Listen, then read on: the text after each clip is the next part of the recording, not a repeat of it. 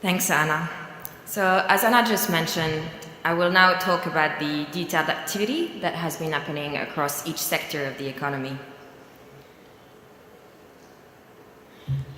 As you might notice on the following slides, we have used some colored circles, and those circles represent a rating system that we have used to assess how much activity has been happening compared to historical levels and expectations in each of the abatement categories that we have analyzed. The ratings work as a traffic light system, where dark green represents a very strong improvement and red represents no improvement or backwards trends.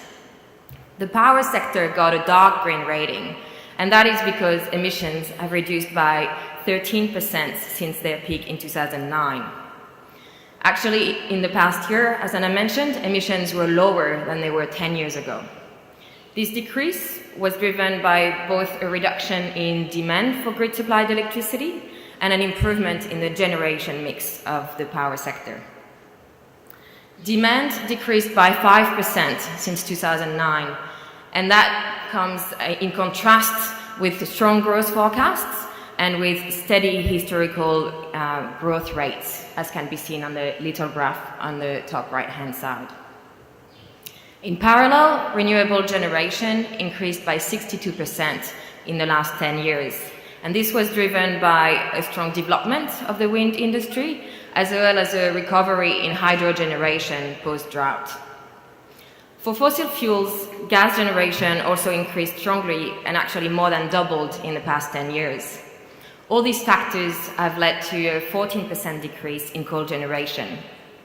This decrease was experienced in a similar way for both black and brown coal. However, one interesting story is that while black coal decreased steadily in the past 4 years, brown coal experienced a sudden drop in the past year alone. Some weather events, like floodings at the Yalon power station, have impacted on some of that decrease. However, this also coincides with the introduction of the carbon price. Now talking about the industrial sector, we have observed strong improvements in energy efficiency and process emissions in particular, and those improvements have allowed to offset in some part the large increases in emissions coming from production growth. In energy efficiency, the annual energy savings have about tripled compared to historical rates. The improvement rates that have been observed in recent years actually bring Australia in line with international best practice. This increase was driven by a combination of factors. 2007, when the step change happened, corresponded to the start in energy price rises, as well as the introduction of energy reporting requirements by the government, and the first talks of the introduction of a carbon price in Australia. During the last 10 years, the energy mix has also improved, with a 5% reduction in emissions intensity. This has been mostly driven by structural changes. Many of the recent developments in the industrial sector have occurred in remote areas where companies have had to generate their own electricity.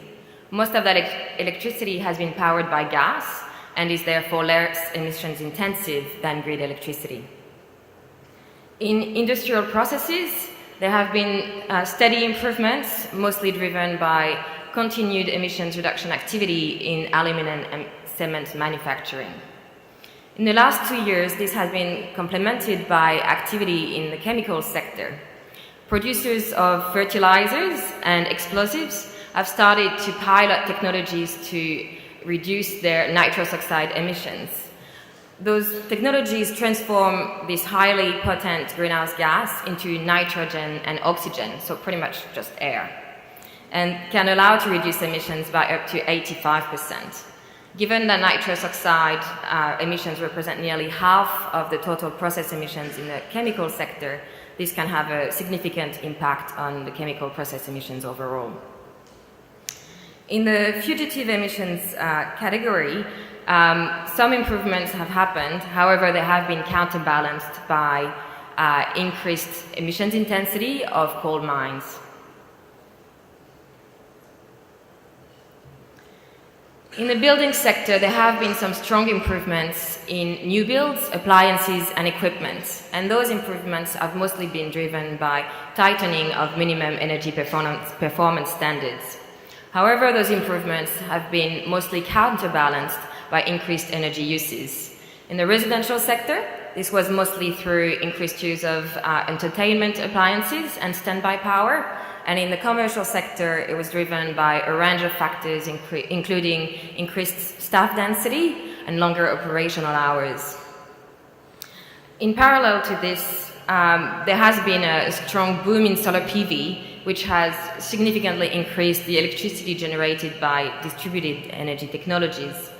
Today, there are more than 1 million homes with a solar panel on their roof. This means that more than 1 home in 10 now generates renewable electricity.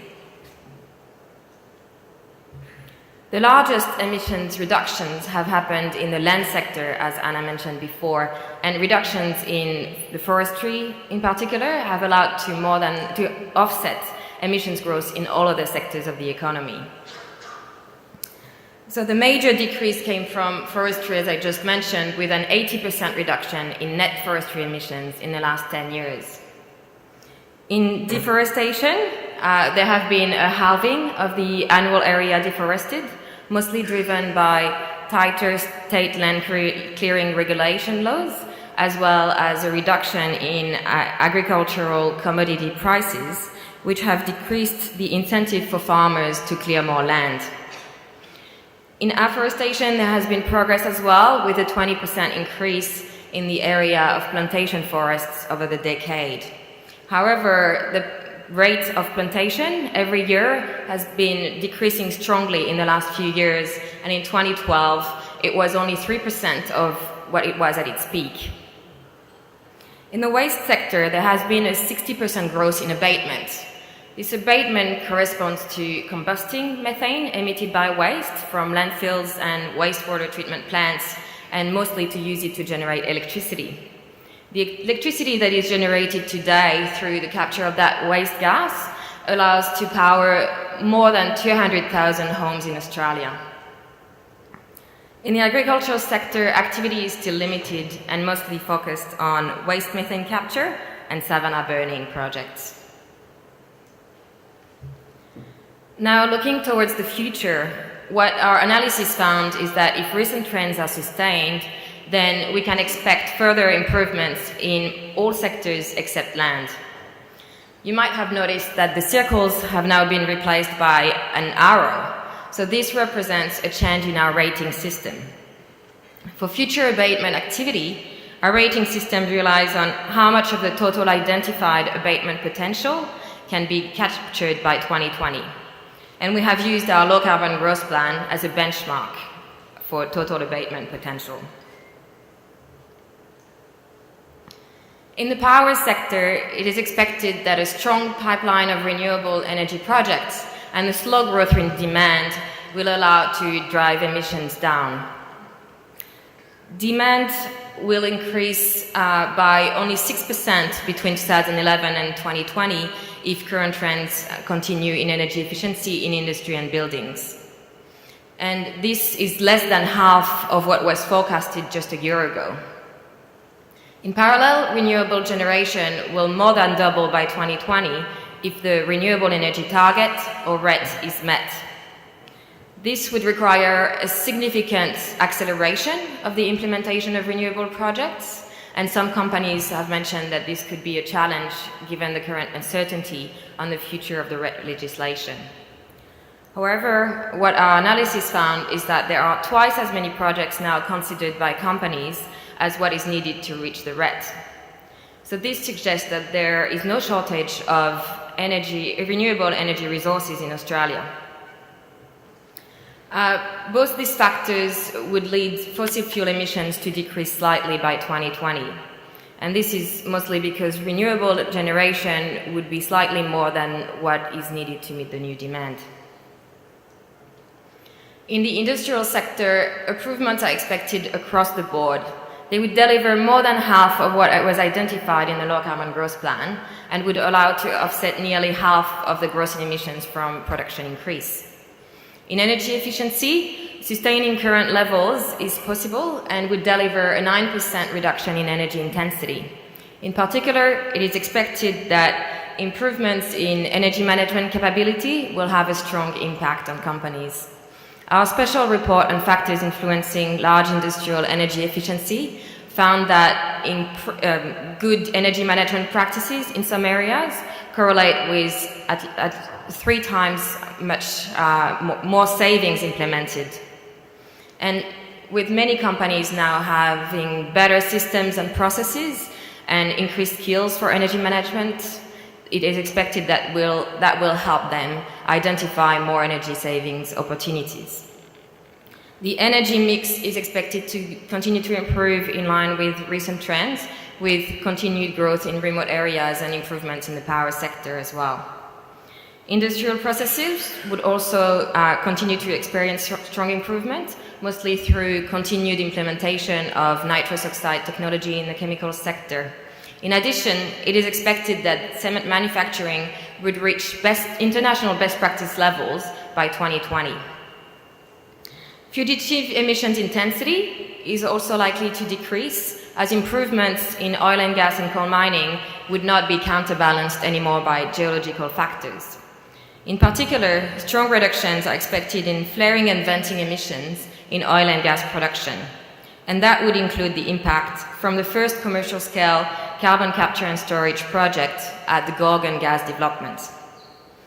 However, several abatement projects in waste coal mine gas are currently blocked in the pipeline, and this is due to the uncertainty surrounding future carbon price levels.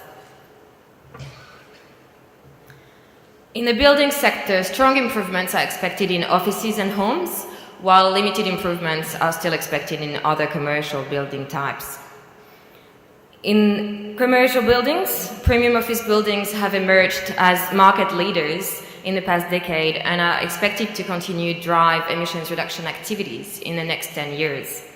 Almost all office buildings under construction in major capital cities are now registered for Green Star, with Green Star offices emitting nearly half as much emissions as offices built to minimum performance standards. This could have a big impact on the whole office stock. However, in other commercial building types, activity is likely to remain patchy and fragmented. In the residential sector, on average, households are expected to consume 14% less grid electricity in 2020 than today.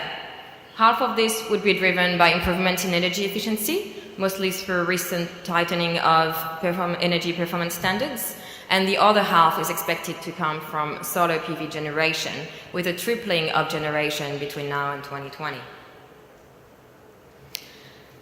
In the land sector, only a limited amount of improvements are expected. Actually, only 8% of the total potential identified in the low carbon growth plan would be captured by 2020. In particular, forestry emissions are likely to rise due to regulatory uncertainty and plantation forests harvesting. In deforestation, there is a high risk that the annual area deforested will increase again, given that there are no new reduction projects identified to date and land clearing laws were recently relaxed in Queensland. In afforestation, plantation forests are expected to decrease as timber plantations from 15 to 20 years ago are harvested and not replanted. We expect to see an increase in carbon plantations. However, this increase, those plantations will remain marginal until long-term certainty can be provided on future revenues from carbon abatement. Strong improvements are expected in the waste sector, in line with recent trends, and limited activity is expected in the agriculture sector as well. However, there is some strong growth in some small areas of that sector. For example, the capture of methane from piggeries has been increasing strongly in recent years. Farmers have started to collect the methane emitted by pig waste and to use it to generate electricity, which can reduce their operating costs. And by 2020, it is possible that this technology will be applied to 30% of Australia's pig herd. So what does that mean for Australian emissions? Anna mentioned that if no further abatement activity happened, then economic growth would lead to a 29% increase in emissions. However, if all of the abatement that I have just discussed was to be implemented by 2020, it would more than halve this growth. What that would do is that would bring Australia over 40% of the way towards the 5% reduction target, which is the minimum bipartisan target today. What our research found was that there is nearly 3 times more abatement that is still available domestically with technology that are already known today. This abatement would enable Australia to reach a 25% reduction target on 2000 levels, which is the minimum required by scientists. This graph shows where the remaining potential lies. In red, orange and white are the abatement that are expected to be delivered through existing projects in the pipeline, and continuation of recent trends. And in grey is the abatement that is identified but currently uncaptured. What you can see on the graph is that most of the potential remains in the power and in the land use and waste sector. And this potential mostly consists of further shifting from coal to renewable and gas, and further decreases in deforestation and increases in afforestation. Most of that potential would require further incentive to be profitable, though. In the industry and building sector, there is still about 50 megatons available, and most of that potential corresponds to energy efficiency opportunities, which can deliver financial savings to their investors. What this shows us is that it is possible to do more in Australia compared to our current levels of activity and compared to our current targets. However, there are trade-offs and decisions to be made about how best to get there, and we hope that our reports will help trigger a debate about this. In conclusion, our analysis shows that Australia has started its transition towards a low-carbon economy. Very importantly, the transition has started in all sectors that we have studied, with emissions reduction activity happening in industry, power, buildings, and land use and waste. And this has not impeded on Australia's possibility to continue to grow, with Australia's economic growth continuing while emissions reduction activities have accelerated in the past few years. The abatement that would be achieved through continuation of recent trends would bring Australia over 40% of the way towards the 5% emissions reduction target. However, we found that nearly 3 times more abatement is still available domestically with technologies available today. So the time between now and 2020 gives us an opportunity to think about ways in which we could help capture more of that abatement, or then think about the role of international offsets. That's it for me. So I will now hand over to our chairman, John Thwaites, who will introduce the panel members.